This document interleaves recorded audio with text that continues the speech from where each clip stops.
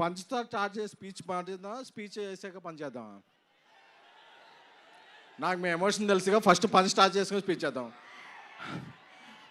పండగ పండగ, రాజస్థాన్ పండగ, పండగ పండగ, ప్రభాస్ పండగ, పండగ పండగ, పొంగల్ పండగ.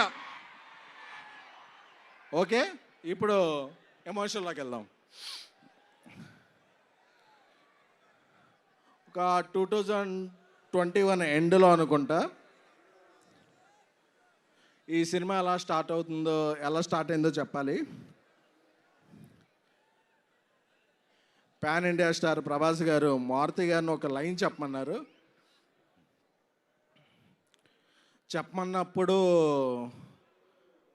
మారుతి డార్లింగ్ కొన్ని ఇష్యూస్ గుర్తు చేస్తున్నాను, డోంట్ ఫీల్ బ్యాడ్.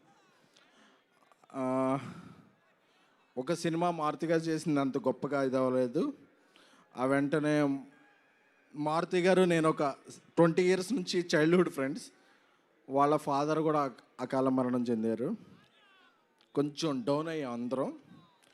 ఒకరోజు వెళ్ళి ప్రభాస్ గారికి చెప్దాం, సార్ కొంచెం ఇలా ఉంది, నేను ఏదన్నా ఒక మామూలు సినిమా చేసేస్తాను అని ప్రభాస్ గారి ఇంటికి వెళితే నేను రోడ్డు బయట కార్లో వెయిట్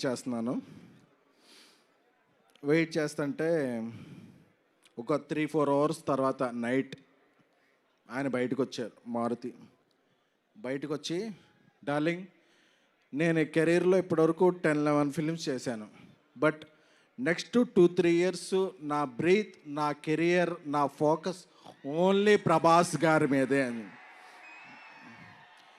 ఎందుకంటే ఏమైంది డార్లింగ్ లోపల అని చెప్పా.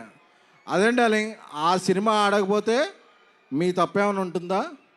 మీరు చెప్పిన స్క్రిప్ట్ నాకు బాగా నచ్చింది, మనం సినిమా చేస్తున్నాం అని చెప్పిన పర్సన్. ఎందుకంటే ఒక్కసారి ప్రభాస్ గారు ఫిక్స్ అయితే క్యాలిక్యులేషన్స్ ఉండవు, మ్యానిపులేషన్స్ ఉండవు, స్పెక్యులేషన్స్ ఉండవు, డిస్కషన్స్ ఉండవు.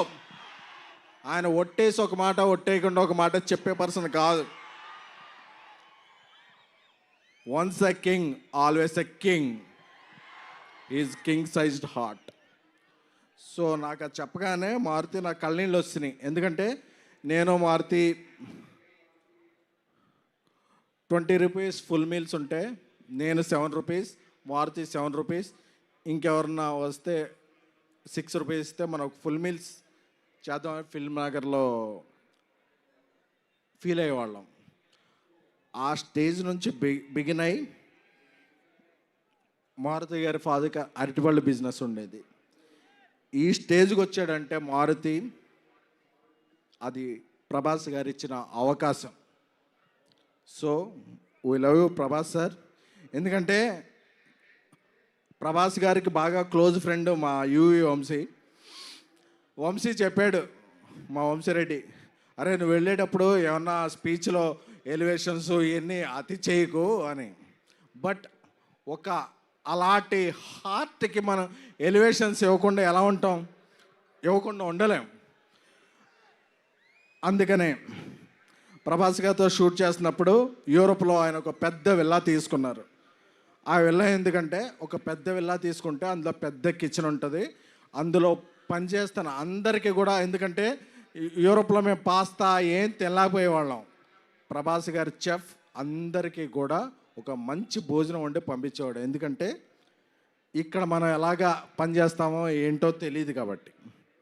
So we love you Prabhas sir.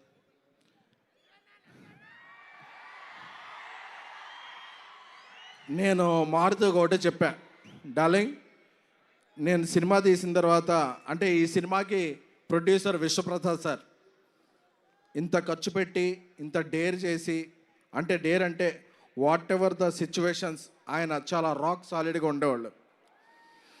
నేను ఒకటే చెప్పా, రాముడు ఆ రామసేతు కడుతుంటే ఉడత ఇసుక ఇది చేస్తుంది కదా, నేనేమీ కాదు, ఈ సినిమాకి నేను ఉడతను మాత్రమే. బట్ బికాజ్ ఆఫ్ ప్రభాస్ గారి మంచితనం, మారుతి నా స్నేహితుడు మారుతి. బట్ ఈ సినిమా ఇక్కడికి వచ్చే ముందే 3 minutes 21 seconds ట్రైలర్ చూశాను. చెప్పచ్చుగా. ఆ ట్రైలర్ చూశాక అప్పుడప్పుడు మనం ఒక 4 minutes సాంగ్ వచ్చాక ఏదో ఒక ఫ్రేమ్ ఎలా ఉంది, ఒక ఫ్రేమ్ ఎలా ఉంది అని చెప్తారు.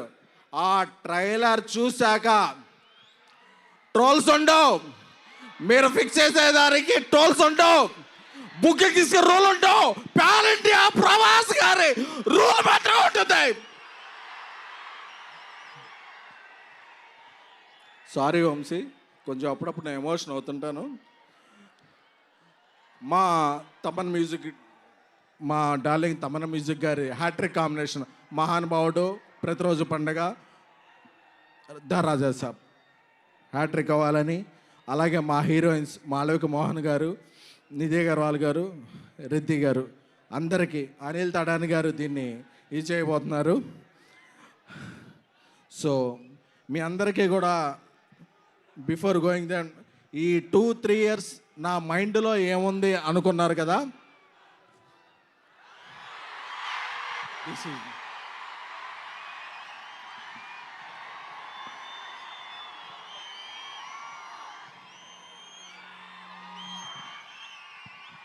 నా మైండ్లో ఓన్లీ ప్రభాస్ గారే ఉన్నారు. ఎందుకంటే is the most lovable person. కల్మషం తెలీదు, ఏం తెలీదు, ఆయన సినిమా ఒక్కటే తెలుసు. ఆయన అందుకే ఏమైనా సరే ఇక్కడి నుంచి అక్కడి నుంచి జపాన్లో కూడా తుఫాన్ సృష్టించగల వ్యక్తి. Love you sir. అప్పుడప్పుడు నేను ఎమోషన్లో కొంచెం ఇదవుతాను. Jan 9th ఎప్పుడో పందెం కోళ్ళ మీద వేస్తారు, ఈసారి మీరు వేసేది డైనోసార్ మీద. Jan 9th రాసి పెట్టుకోండి. 3 hours 10 minutes మాస్ ధమాకా. పండక్కి వస్తున్నాం, పండక్కి చేస్తున్నాం, ఇది ఫిక్స్, ఇది ఫిక్స్ అంతే. థ్యాంక్ యూ ఎస్కెన్ గారు, thank you so much. And ఈ సూపర్ స్పీచ్ తర్వాత ఏ మాత్రం ఎనర్జీ తగ్గకుండా దేవపర్ణ తన బ్యూటిఫుల్ కాదు గోస్ట్లీ డాన్స్ పర్ఫార్మెన్స్తో స్టేజ్ మీదకి వచ్చేస్తుంది. కాస్త మా కెమెరా డిపార్ట్మెంట్ అందరూ కాస్త పక్కకు తప్పుకోండి.